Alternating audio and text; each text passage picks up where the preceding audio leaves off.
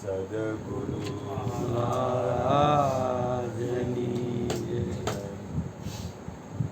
પંચદશ અધ્યાય પુરુષોત્તમ યોગ શ્રી ભગવાન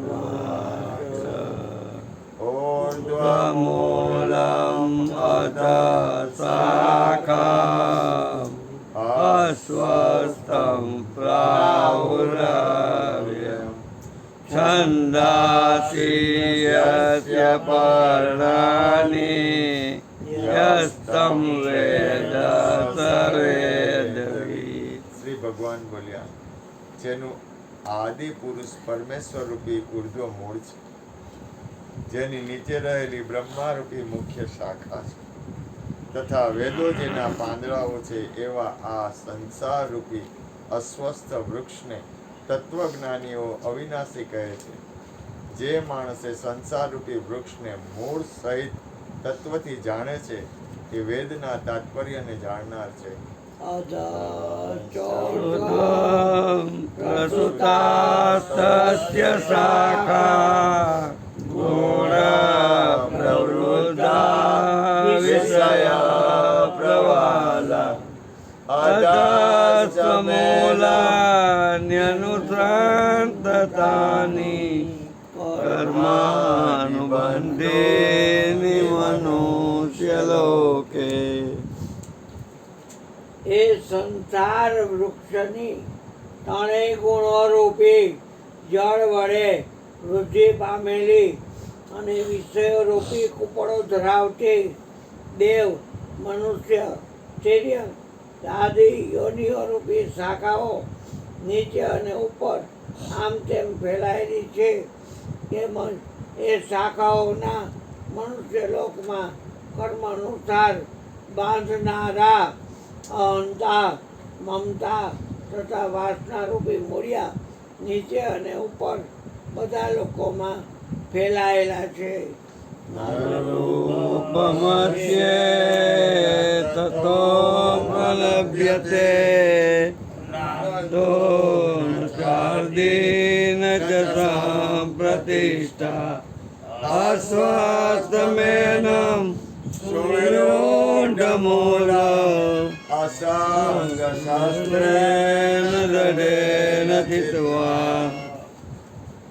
આ સંસાર વૃક્ષનું સ્વરૂપ જેવું કહ્યું છે એવું અહીં વિચાર કાળમાં મળી આવતું નથી, કેમ કે આનો નથી તો આદિ કે નથી અંત, તેમજ નથી આની નિશ્ચિત પ્રકારની સ્થિતિ. માટે આ અહંતા, મમતા અને વાસના રૂપી અત્યંત દ્રઢ થયેલા મૂળ ધરાવતા સંસાર રૂપી અસ્વસ્થ વૃક્ષને દ્રઢ વૈરાગ્ય રૂપી શસ્ત્ર વડે કાપી નાખીને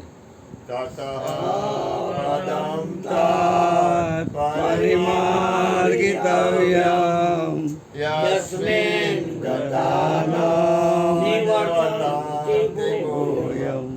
તમેવ ચાદ્યમ પુરુષં પ્રપદ્યે યતઃ પ્રવૃત્તિ પ્રસુતા પુરાણી. એ પછી એ પરમ પદ સ્વરૂપ પરમેશ્વરને સારી પેટે શોધવા જોઈએ કે જેને પામી ચૂકેલા માણસો ફરી પાછા વળીને સંસારમાં નથી આવતા, અને જે પરમેશ્વરથી આ પુરાતન સંસાર વૃક્ષની પ્રવૃત્તિ અર્થાત પરંપરા વિસ્તાર પામી છે, એ જ આદિ પુરુષ નારાયણને હું શરણે છું. આ પ્રમાણે દૃઢ નિશ્ચય કરીને એ પરમેશ્વરનું મનન અને નિધ્યાસન કરવું. નિંદિધ્યાસન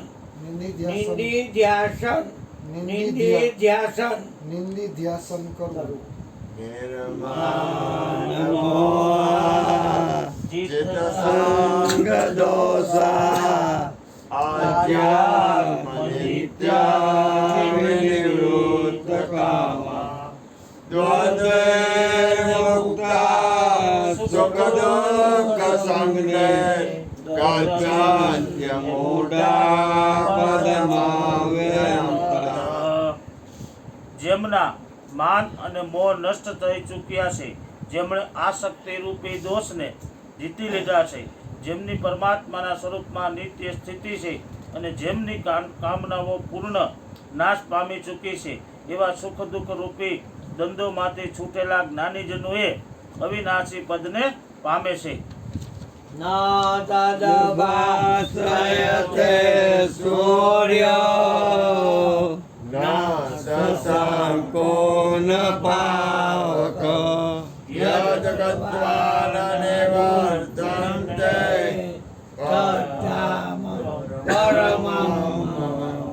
જે પરમ પદને પામીને મનુષ્યો પાછા ફરીને સંસારમાં આવતા નથી એ સ્વયં પ્રકાશિત પરમ પદને ન તો સૂર્ય ઉજાડી શકે છે, ન ચંદ્રમા કે ન અગ્નિ. એ જ મારું પરમધામ છે. મમેવાંસો જીવલોકે જીવભૂત સનાતન મનસષ્ટાણીન્દ્રિયાણિ પ્રકૃતિ સાનિકર્ષતિ. બોલો મુકેશભાઈ, કાનો નિર્બળ.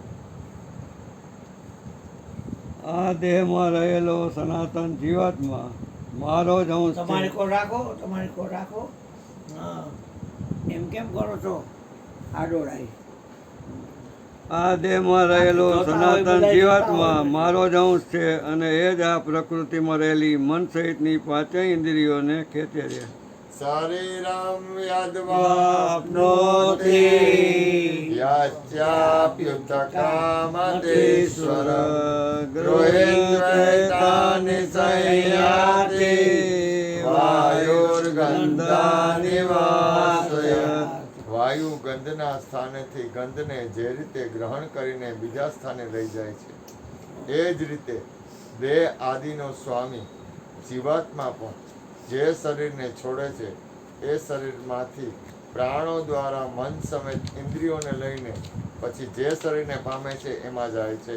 શ્રોત્રમ ચક્ષુ સ્પર્શનમ ચ રસનમ ઘ્રાણમેવ ચ અધિષ્ઠાય મનસ્થાય વિષયાનો પસેવતે. આ જીવાત્મા શ્રોત્ર, ચક્ષુ, ત્વચા, રસના, ઘ્રાણ અને મનને આશ્રય એટલે કે એમની સહાય લઈને જ વિષયોને સેવે છે. ઉત્ક્રામંતમ સ્થિતમ વાપી ભોજનમ વા ગુણાન્વિતમ વિમૂઢાનાનુપશ્યન્તે પશ્યન્તે જ્ઞાનચક્ષુષા. શરીર છોડીને જતો, શરીરમાં સ્થિત રહેલો વિષયોને ભોગવતો, તે ત્રણેય ગુણોથી જોડાયેલો હોવા છતાંય જીવાત્માના યથાર્થ સ્વરૂપને અજ્ઞાનીજનો નથી જાણતા. કેવળ જ્ઞાન ચક્ષુ ધરાવનાર વિવેકશીલ જ્ઞાનીજનો તત્વથી જાણે છે. યતન્તો યોગિનશ્ચૈनं પશ્યન્ત્યાત્મન્યવસ્થિતં યતન્તો યતૃતાત્માનો નૈनं પશ્યન્ત્યચેતસઃ.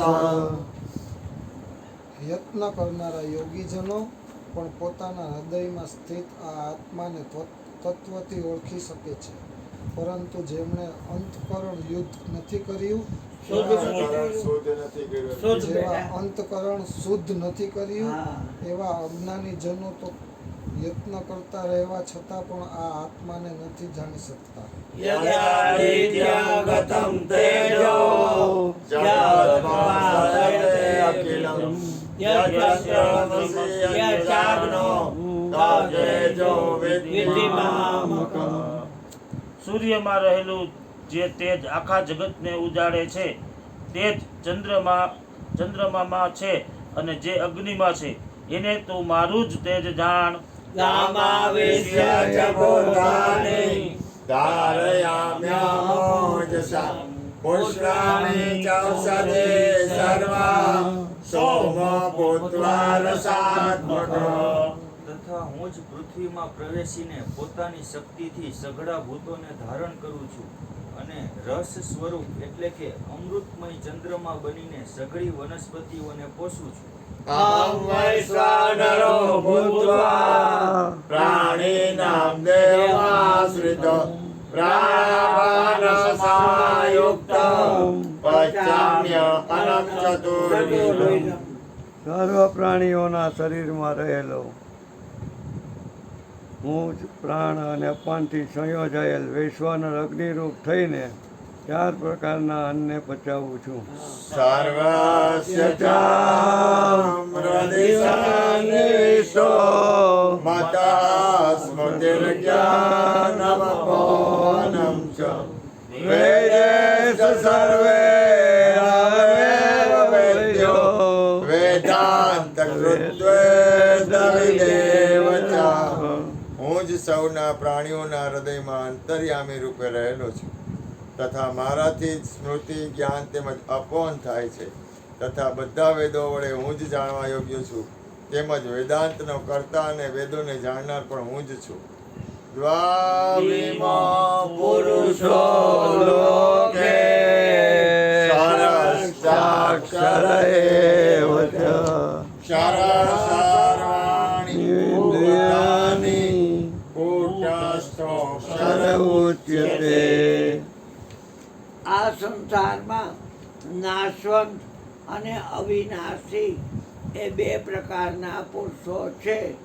એમાંથી સઘળા ભૂત પ્રાણીઓના શરીરો નાશવંત છે અને જીવાત્મા અવિનાશી કહેવાય છે. ઉત્તમ પુરુષસ્ત્વન્ય પરમ આત્મેત્યુદાયત યો લોકત્રયમાવિશ્ય બિભર્ત્યવ્યયૈશ્વર. આ બેયથી ઉત્તમ પુરુષ તો જુદો જ છે, જે ત્રણેય લોકોમાં પ્રવેશીને સૌનું ધારણ પોષણ કરે છે અને જેને અવિનાશી પરમેશ્વર તેમજ પરમાત્મા એવા નામોથી ઓળખાયું છે. યસ્માત અક્ષરમતિ તોહમ અક્ષરાદપિ ચોતમઃ અતોસ્મિ લોકે વેદે ચ પ્રથિતઃ પુરુષોત્તમઃ. હું નાશવંત જળ સમુદાય ક્ષેત્રથી સર્વ રીતે અતીત છું અને અવિનાશી જીવાત્મામાંથી પણ ઉત્તમ છું. માટે લોકોમાં તેમજ વેદોમાં પુરુષોત્તમ નામે પ્રસિદ્ધ છું. લોકોમાં નથી, લોકમાં છે બેટા. ઉત્તમ છું માટે લોકમાં, લોકોમાં નથી, લોકમાં તેમજ વેદોમાં વેદોમાં લોકમાં તેમજ વેદોમાં પુરુષોત્તમ નામે પ્રસિદ્ધ પ્રસિદ્ધ છું. છું.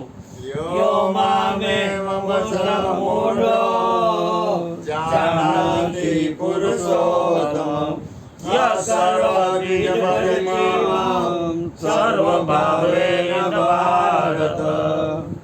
હે ભરતવંશી, જે જ્ઞાની માણસ મને આ રીતે તત્વથી પુરુષોત્તમ સ્વરૂપે જાણે છે એ સર્વજ્ઞ માણસ સર્વ રીતે નિરંતર મુજ વાસુદેવ પરમેશ્વરને જ ભજે છે. ઇતિ વદમં શાસ્ત્રમ ઇદં ઉક્તં મયા નઘ એતદ્ બુદ્ધ્વા બુદ્ધિમાનસ્ય કૃતકૃત્યસ્ય ભારત. હે નિષ્પાપ અર્જુન, આમ આ ઘણું રહસ્ય ગોપનીય શાસ્ત્ર મેં કહ્યું. આને તત્વથી જાણીને માણસ જ્ઞાની અને કૃત કાર્ય થઈ જાય છે. ઓમ તત્સદિતિ શ્રીમદ્ ભગવદ્ ગીતા સંવિદ્યાયામ યોગશાસ્ત્રે અર્જુન સંવાદે પંચદશોધ્યાય સમાપ્ત. શ્રી કૃષ્ણાર્પણમસ્તુ.